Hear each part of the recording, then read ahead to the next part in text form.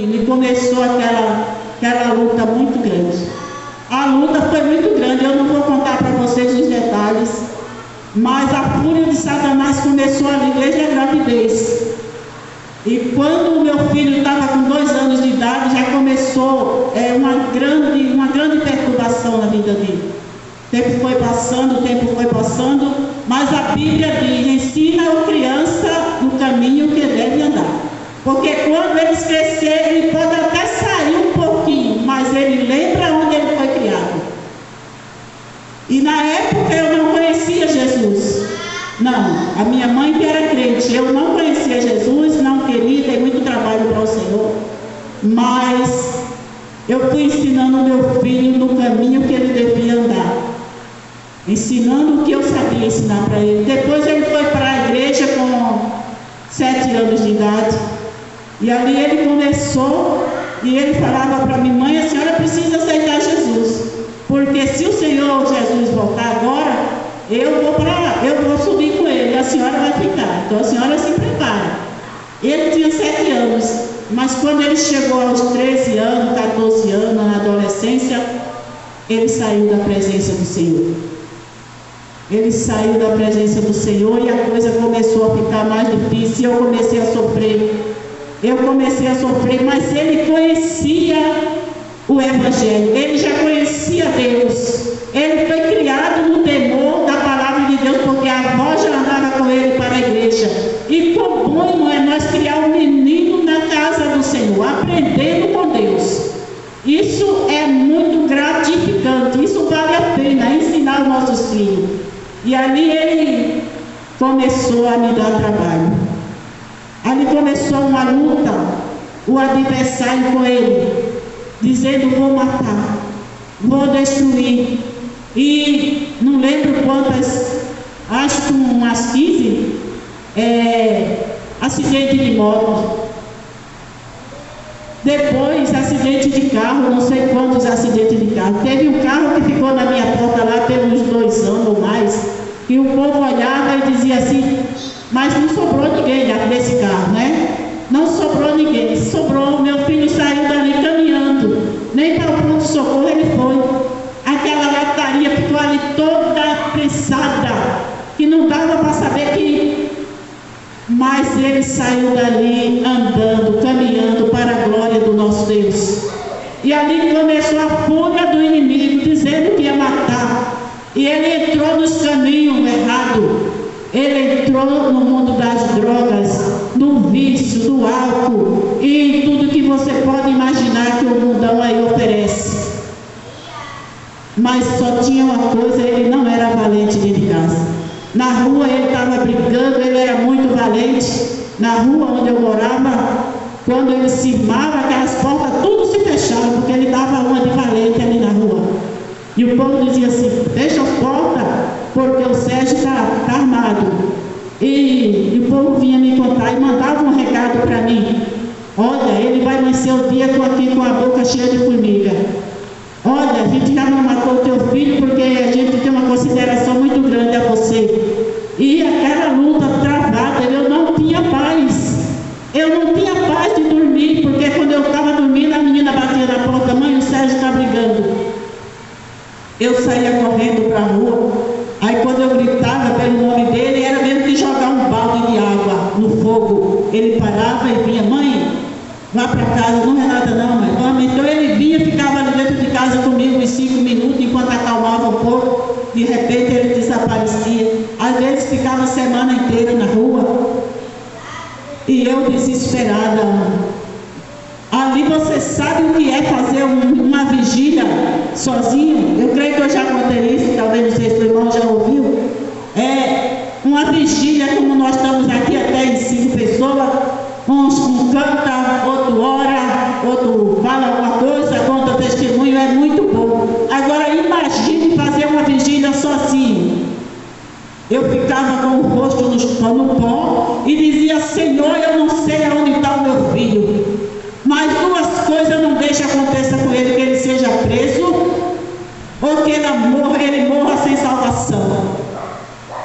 E ali eu ficava chorando, eu ficava gemendo, eu ficava clamando a misericórdia de Deus, e ali o dia amanhecia, e muitas vezes eu dormia de joelho, muitas vezes eu dormia com o rosto no pó, ali mesmo eu deitava ali eu ficava chorando e clamando: Senhor, tem misericórdia, eu não sei onde meu filho está, Senhor, mas Tu sabe.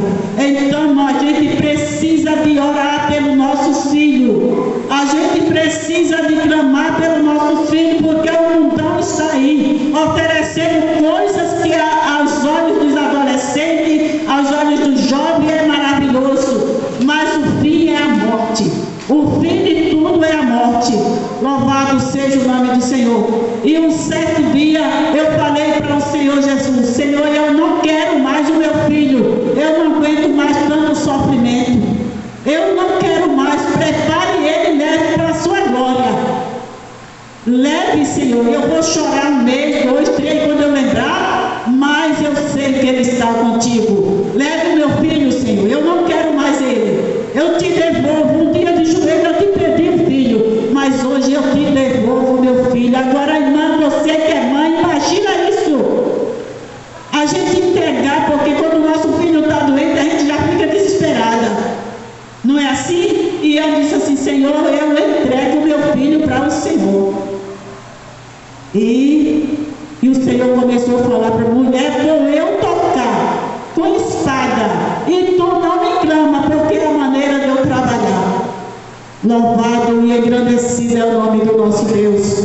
E um certo dia ele saiu para o trabalho de uma sexta-feira, e passou o dia da sexta e ele não chegou. Quando foi no sábado à tarde, a vizinha me chamou. Na época eu não tinha telefone em casa, e ela falou: o Sérgio está aí? Eu falei: não está. Ela disse: o hospital, o Padre Bento ligou aqui que para da família ir para lá, que ele tomou um tiro de raspão.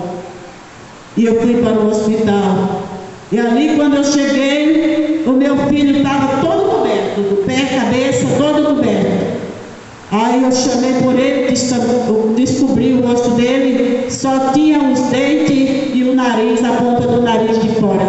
Tudo era sangue, os dentes cheios de sangue. O médico me chamou e falou: mãezinha, vem aqui um pouquinho. E eu fui naquele corredor com aquele médico, e ele me abraçou e falou: teu filho está vivo, mas cego para o resto da vida. E eu me desesperei naquele hospital, eu corri naquele corredor. E eu falei para o Senhor: não quero meu filho cego. Aleluia, glória a Deus. Irmão, é muito, se eu fosse contar para vocês os detalhes, eu ia passar a noite inteira. É muito triste. Eu não desejo isso para mãe nenhuma, mas foi assim que o Senhor fez. Foi assim que o Senhor quis trabalhar. E eu falei para Jesus: Senhor, eu não disse o Senhor que era para preparar e levar. Agora imagine você contender com Deus. Com Deus não dá para contender. É o querer dele. Ele me seja feita a minha vontade, assim na terra como no céu. Foi muito difícil para mim. Os olhos dele ficou igual aos tomates, muito inchado. E ali eles davam a ele mesmo uma luva cheia de gelo, colocava em cima do rosto, para desinchar, para operar. Aí o médico falou para mim: mãe, a senhora precisa estar aqui amanhã às 2 horas, a senhora tem que assinar para tirar a vista do seu filho, arrancar o resíduo de bala e a pepa de osso. Você já parou para imaginar uma coisa? Eu falei: eu não assino. Eu não assino. A senhora assina, mãe. Se a senhora não assinar, teu filho vai morrer. A senhora quer ele vivo ou morto?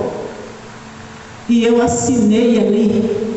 Eu vendo meu filho vestido todo com aquela bata branca para ir para a cirurgia, e eu assinando aquilo ali e passando mal, assinei para tirar o resíduo de bala e as pepas de osso. Meu filho ficou 16 horas morto, mas o Senhor Jesus levantou, porque tinha um plano com ele. Louvado e engrandecido é o nome do nosso Deus. Irmão, é muito grande esse testemunho. É muito grande, porque a partir daí, depois que ele fez essa cirurgia, que tirou o resíduo de bala, pepa de osso, ele veio embora para casa. E acho que mês e pouco, 2 meses, ele começou a sentir dor de cabeça, era uma dor que nada aliviava aquela dor de cabeça. E o que era na cabeça dele? Era um tumor crescendo no cérebro. Ele paralisou as pernas, ele foi para a cadeira de roda, ele tinha muito desmaio durante o dia. E foi muito triste aquilo ali, porque ele teve que operar a cabeça para tirar aquele tumor. E depois, quando ele estava, a gente pensando que tudo estava bem, aquele tumor começou a se refazer. Tirou 100 ml de secreção. E ele falou para mim, antes disso ele falou para mim: mãe, não deixa operar minha cabeça, mãe. Se eu operar, quem sabe eu não vou mais andar. Quem sabe eu vou ficar em cima de uma cama, vegetando. E eu falei: não deixo não, filho. Pode ficar tranquilo que eu não vou deixar.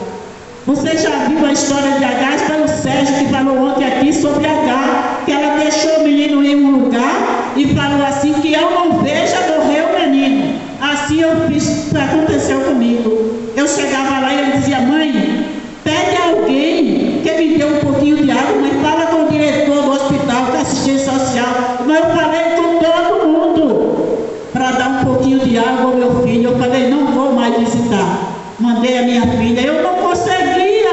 Eu dizendo: mãe, pelo amor de Deus, me dá um pouquinho de água. Não podia, porque ele tinha que se decidir a operar.